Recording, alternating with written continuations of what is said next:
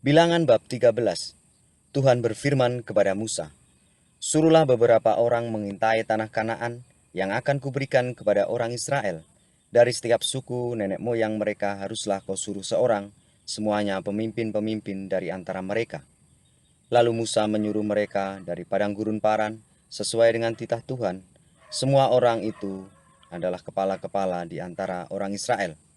Dan inilah nama-nama mereka: dari suku Ruben, Syamua bin Zakur; dari suku Simeon, Safat bin Hori; dari suku Yehuda, Kaleb bin Yefumne; dari suku Isakar, Yigal bin Yusuf; dari suku Efraim, Hosea bin Nun; dari suku Benyamin, Palti bin Rafu; dari suku Zebulon, Gadiel bin Sodi; dari suku Yusuf, yakni dari suku Manasye, Gadi bin Susi; dari suku Dan, Amiel bin Gemali; dari suku Asyer, Setur bin Mikael; dari suku Naftali, Nahbi bin Wofsi; dari suku Gad, Guel bin Maki. Itulah nama orang-orang yang disuruh Musa untuk mengintai negeri itu, dan Musa menamai Hosea bin Nun itu Yosua. Maka Musa menyuruh mereka untuk mengintai tanah Kanaan. Katanya kepada mereka, "Pergilah dari sini ke tanah Negeb, dan naiklah ke pegunungan, dan amati-amatilah bagaimana keadaan negeri itu. Apakah bangsa yang mendiaminya kuat atau lemah? Apakah mereka sedikit atau banyak? Dan bagaimana negeri yang didiaminya? Apakah baik atau buruk? Bagaimana kota-kota yang didiaminya? Apakah mereka diam di tempat-tempat yang terbuka atau di tempat-tempat yang berkubu? Dan bagaimana tanah itu? Apakah gemuk atau kurus? Apakah ada di sana pohon-pohonan atau tidak? Tabahkanlah hatimu dan bawalah sedikit dari hasil negeri itu." Waktu itu ialah musim hulu hasil anggur. Mereka pergi ke sana, lalu mengintai negeri itu mulai dari padang gurun Zin sampai ke Rehob, ke jalan yang menuju ke Hamat. Mereka berjalan melalui tanah Negeb, lalu sampai ke Hebron.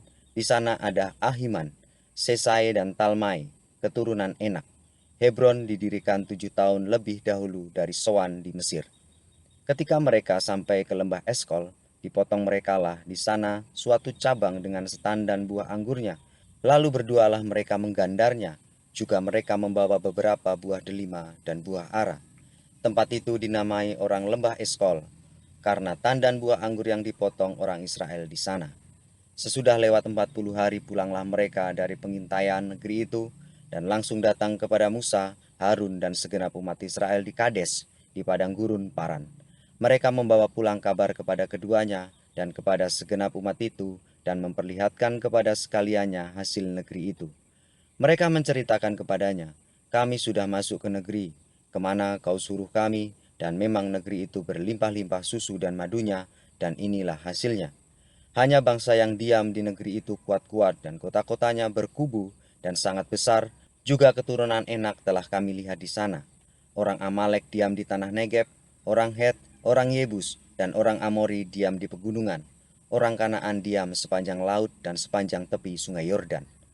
Kemudian Kaleb mencoba menenteramkan hati bangsa itu di hadapan Musa, katanya, "Tidak, kami akan maju dan menduduki negeri itu, sebab kita pasti akan mengalahkannya."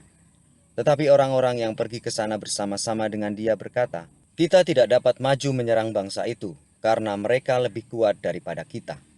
Juga mereka menyampaikan kepada orang Israel kabar busuk tentang negeri yang diintai mereka dengan berkata, "Negeri yang telah kami lalui untuk diintai adalah suatu negeri yang memakan penduduknya, dan semua orang yang kami lihat di sana adalah orang-orang yang tinggi-tinggi perawakannya. Juga kami lihat di sana orang-orang raksasa, orang Enak yang berasal dari orang-orang raksasa, dan kami lihat diri kami seperti belalang, dan demikian juga mereka terhadap kami."